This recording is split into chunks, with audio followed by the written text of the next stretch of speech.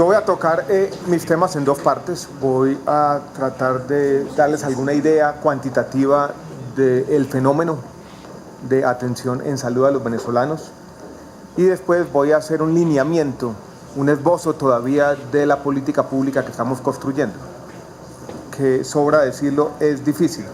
Pero antes de comenzar con la presentación, yo quiero hacer dos aclaraciones sobre temas distintos que han sido traídos a cuento en el debate. Uno, y yo creo que aprovechamos los medios de comunicación, tiene que ver con este tema del arroz plástico.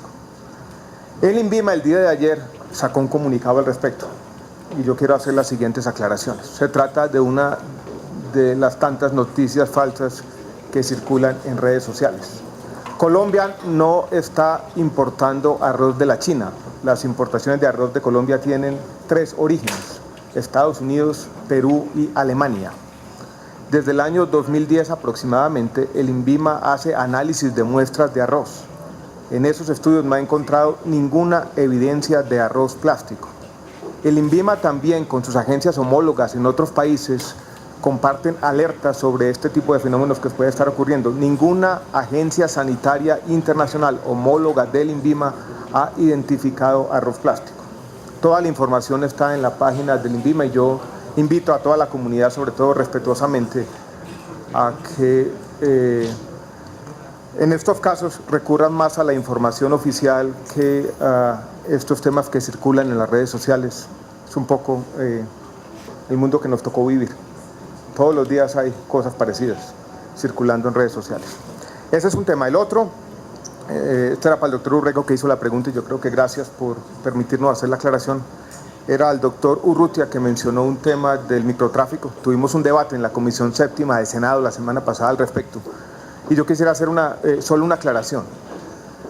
El país ha visto un aumento del consumo de sustancias psicoactivas secular que viene por allá desde comienzos de los años 90.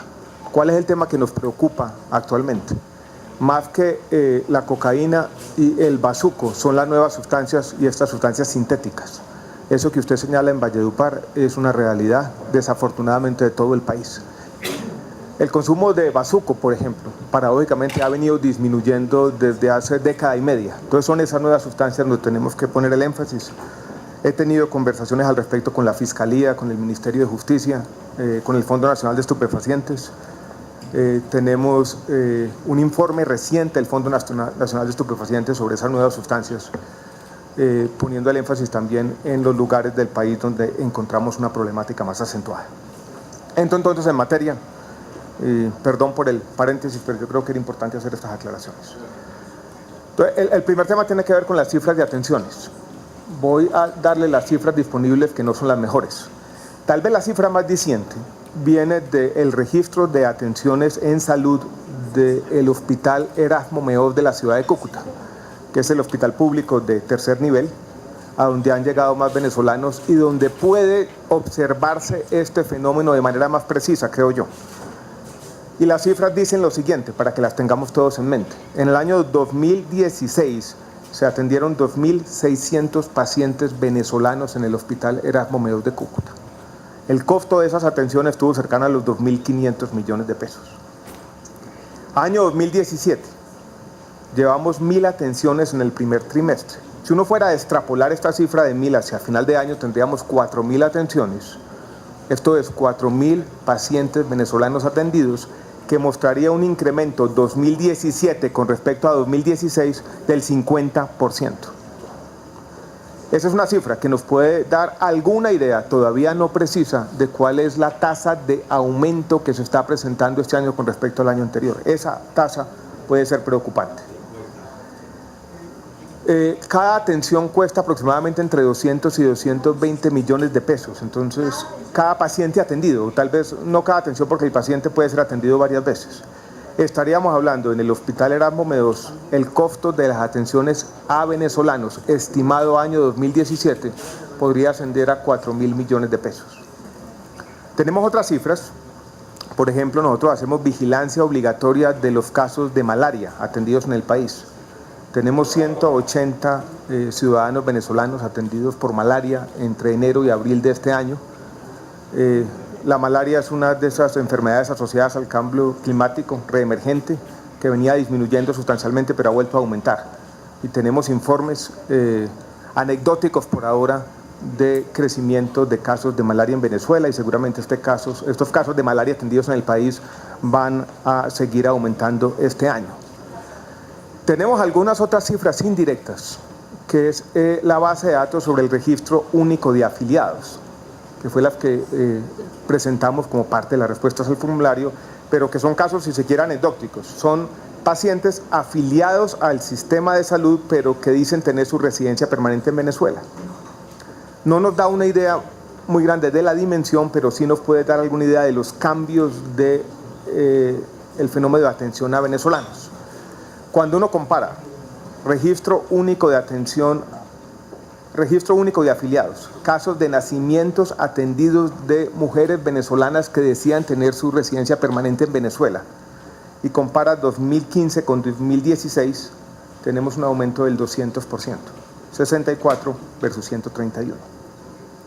Esto es, las cifras disponibles, que no son precisas todavía, parecen mostrar un aumento, si se quiere, sustancial de las atenciones a ciudadanos venezolanos.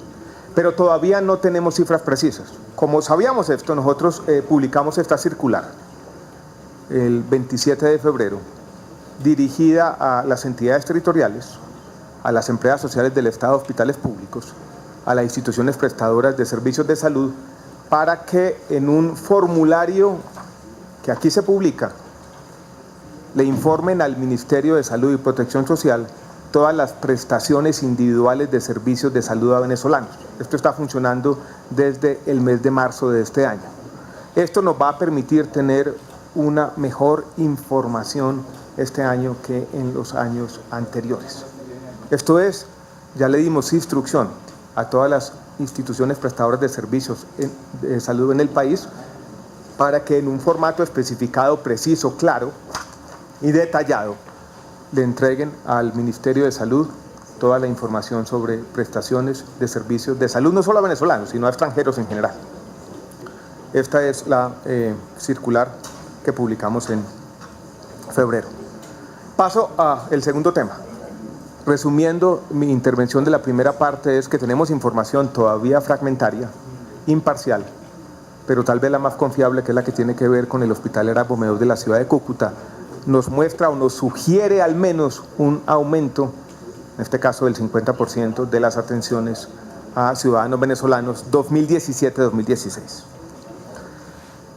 Sobre la política pública que hemos diseñado con la señora canciller y tuvimos la oportunidad de discutirla al interior del gobierno, fue la semana pasada. Le solicitamos a los asistentes, perdón, ministro, guardar silencio, si es necesario conversar o hacer llamadas, hacerlas por fuera del recinto, ello con el respeto al tema que está tocando hoy el señor ministro de Salud. Siga con el uso de la palabra, señor ministro. Muchas gracias, presidente. Con respecto a la política pública, yo creo que lo primero que tenemos que tener en cuenta todos es la ley estatutaria en salud, o ley 1751, sancionada por el presidente por allá en el mes de febrero del año 2015. Si ustedes miran esa ley, en el artículo 6º, literal A, se van a encontrar un principio que se llama el principio de universalidad. Ese no es un principio caprichoso, es un principio que recoge la jurisprudencia repetida de nuestra Corte Constitucional. Y dice así: todos los residentes en el país gozarán efectivamente del derecho fundamental a la salud. O sea, se habla de manera explícita de residentes en el país. La misma ley estatutaria dice lo siguiente: recibir la atención de urgencias que sea requerida con la oportunidad que su condición amerite, sin que sea exigible documento o cancelación de pago previo alguno, es un derecho que debe respetarse en nuestro país. Entonces, la ley estatutaria hace dos cosas. Primero, dice el derecho fundamental a la salud no está circunscrito a los ciudadanos colombianos, sino a los residentes en el país. Y lo hace recogiendo el llamado principio de universalidad, que fue el que nosotros citamos en la respuesta. Y segundo, dice la atención inicial de urgencias debe prestarse sin pedir ni cédula, ni pasaporte, ni quién es el pagador, ni preguntar. Y debía hacerse así porque en Colombia la salud es un derecho fundamental y por razones obvias de humanismo y altruismo, humanitarios. Ese es el marco general, constitucional, jurisprudencial, podríamos decirlo, ya establecido en la ley estatutaria en salud. Y eso nos impone unas obligaciones como sociedad y como Estado. ¿Cómo llevar esto a la práctica? Nosotros dimos un primer paso en un decreto que tengo aquí, y lo puedo dejar, lo firmé el día de ayer. Y el decreto dice lo siguiente. Primero, vamos por ahora a circunscribir la obligación del Estado a la atención inicial de urgencias, atención de urgencias. Entonces, un venezolano que llegue buscando atención médica, atención de urgencias, una mujer que va a tener su hijo, que necesita un control prenatal, tiene que ser atendido. ¿Dónde va a ser atendido? Estamos diciendo que por lo menos lo que vamos a reembolsar va a estar circunscrito a la red pública por ahora. O sea, en los hospitales públicos, empresas sociales del Estado. Vamos a distribuir recursos a las entidades territoriales y distritos, recursos que tienen una fuente que es la llamada subcuenta ECAT del FOSIGA, inicialmente por 10.000 millones de pesos, privilegiando departamentos de frontera y distritos. 10.000 millones de pesos van a ser transferidos a las entidades territoriales para pagar por la atención a los venezolanos. Hay otro elemento final de la política pública, ya lo dijo la señora canciller, es que muchos de quienes vienen son colombianos. Con los colombianos lo que vamos a hacer es afiliarlos vía listas censales, muchos de ellos no tienen puntaje de SISBEN por razones obvias, al Sistema General de Seguridad Social en Salud. Los colombianos se afilian, los venezolanos se atienden por ahora en atención de urgencias en la República y ya hemos dispuesto los recursos de 10.000 millones de pesos para hacerlo. El decreto está listo, firmado, y ya se materializa esta política pública. Dificultad que nosotros prevemos, y es qué pasa más allá de la atención de urgencias. ¿Qué pasa a los pacientes crónicos? Y uno podría hacer una lista rápida.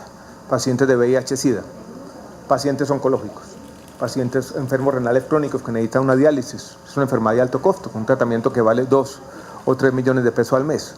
¿Qué pasa con enfermedades de superalto costo? Un paciente hemofílico que le cuesta, en muchos casos al sistema de salud, 500.000 millones de pesos al mes. Yo lo tengo que decir de manera clara, no tenemos todavía una respuesta para esos casos.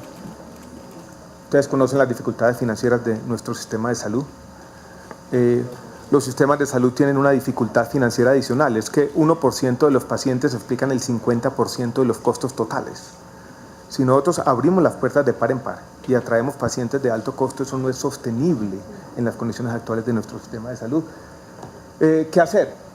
Yo creo que sigue siendo una pregunta abierta. Entonces vamos a cumplir nuestras obligaciones humanitarias, llevando a la práctica esta política pública, pero tenemos que ser sinceros con todo el mundo que todavía hay una pregunta abierta, que es la atención a los pacientes crónicos, sobre todo los pacientes crónicos de alto costo, donde sin duda como país y como sociedad, con un sistema de salud con grandes problemas financieros, que yo lo he dicho en todas las instancias, muchas veces lo hemos estirado más allá de lo posible, y donde incluso estamos discutiendo con el Ministerio de Hacienda en la adición que está siendo debatida en este momento, que todavía tenemos un déficit para el funcionamiento corriente de este año cercano a los 300, 400.000 millones de pesos.